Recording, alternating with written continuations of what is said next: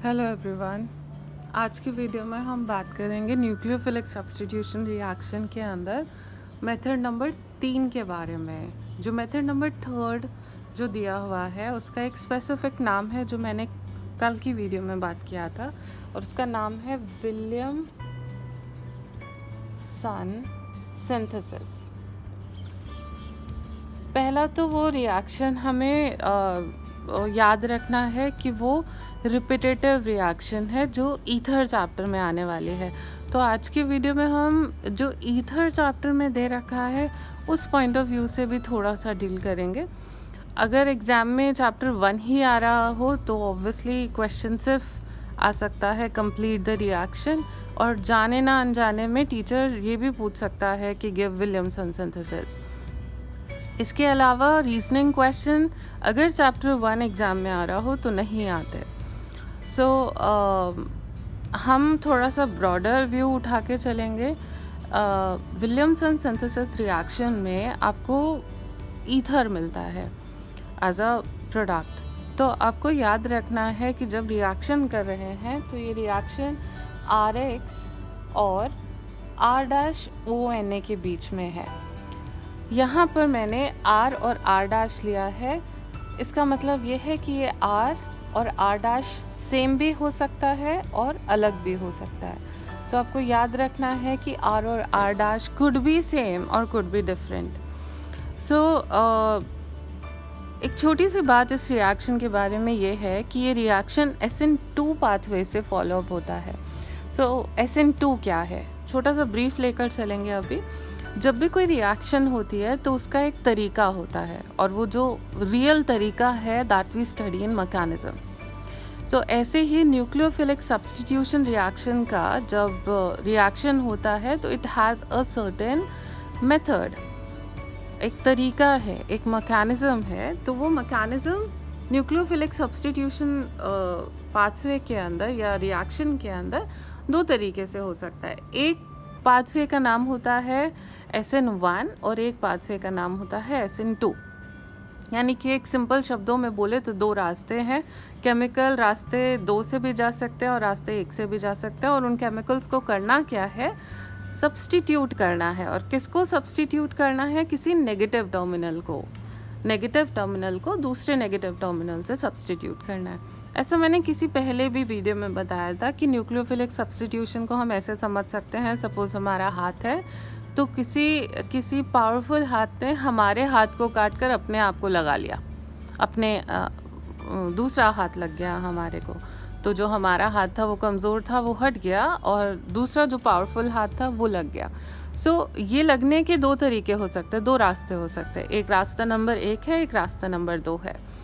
अभी मैं थोड़ा सा ब्रीफ में रास्ते नंबर 2 की बात कर रही हूँ, दैट इज़ SN2 पाथवे, जिसका तरीका ही यही होता है कि भैया एक को हटाओ और दूसरे को लगाओ, और जो हट रहा है वो कमज़ोर है, जो लग रहा है वो ज़्यादा पावरफुल है।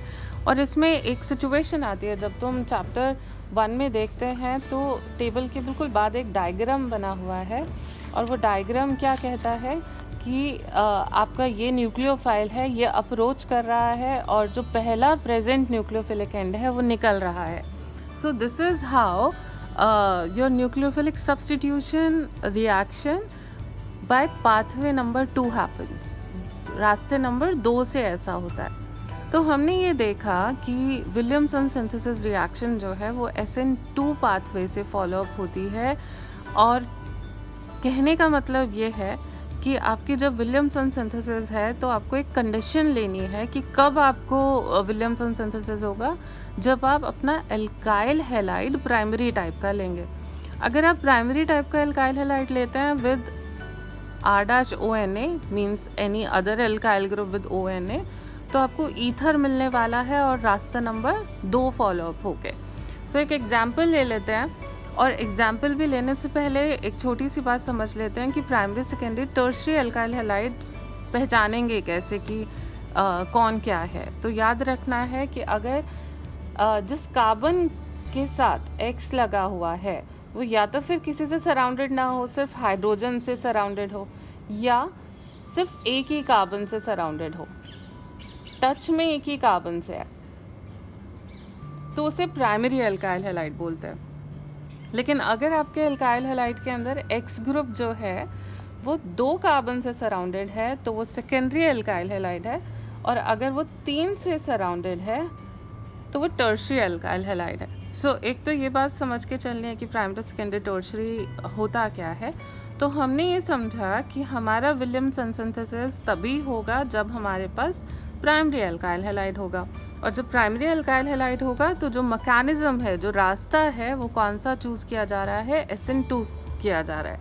एक एग्जांपल ले लेते हैं। सपोज हमारे पास है CH3CH2X with any type of R dash कुछ भी हो सकता है, नॉर्मल प्राइमरी टाइप का भी हो सकता है, सेकेंडरी और टर्शरी किसी भी टाइप का हो सकता है। तो हमारा जो प्रोडक्ट है वो ये बनेगा इस सिचुएशन में। अगर मैं इस R डैश को सेकेंडरी टाइप का ले लूं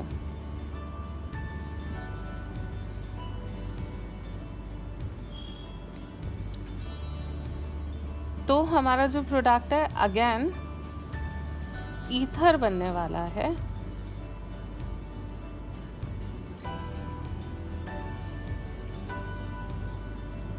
और अगर मैं टर्शरी टाइप का भी ले लूं उसे,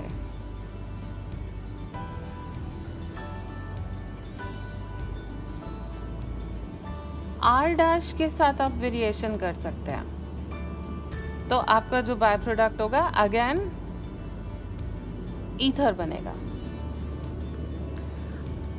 क्यों? क्योंकि SN2 पाथवे फॉलो हो रहा है। लेकिन अगर आपने RX को सेकेंडरी या टर्शरी टाइप ले लिया तो ईथर नहीं बनता, याद रखना है। रीज़न क्या दिया हुआ है कि अगर आप सेकेंडरी या टर्शरी लेते हैं तो मैकेनिज्म सब्स्टिट्यूशन तो पहला होता ही नहीं। सेकेंडरी और tertiary alkyl halide they prefer to carry out substitution reaction by SN1 pathway, path number 1 पे जाना पसंद करते हैं सेकेंडरी और टर्शरी। क्यों जाना पसंद करते हैं, क्या कॉन्सेप्ट होता है SN1 का और SN2 का, डिटेल में हम बात करेंगे। अभी के लिए बस इतना बताऊंगी कि जब सेकेंडरी और टर्शरी होगा तो कार्बोकटाइन की फॉर्मेशन होती है, और टर्शरी कार्बोकटाइन इज मोर स्टेबल, और वो पाथवे नंबर 1 से ही मिलता है। तो इट्स बेटर फॉर देम अगर वो SN1 पाथवे से जाए। तो यहाँ पर SN1 पाथवे एक फॉलोअप होगा। दूसरा, इन सिचुएशन में when you have your secondary and tertiary alkyl halide तो सब्स्टिट्यूशन होता ही नहीं। होता क्या है? Elimination reaction. तो यहाँ पर एलिमिनेशन कंपीट्स कर जाता है, ओवर पार कर जाता है सब्स्टिट्यूशन को, जिसकी वजह से ईथर बनने की बजाय you will get your alkene. So Williamson synthesis में जो की पॉइंट है वो यही याद करने का है कि Williamson synthesis happens because of the SN2 pathway, and जहाँ ये दिया है ईथर चैप्टर में, एक बार ही ब्रीफ देख लेते हैं। इन्होंने एक स्टेटमेंट दिया है कि ether containing substituted alkyl group secondary or tertiary may also be prepared by this method.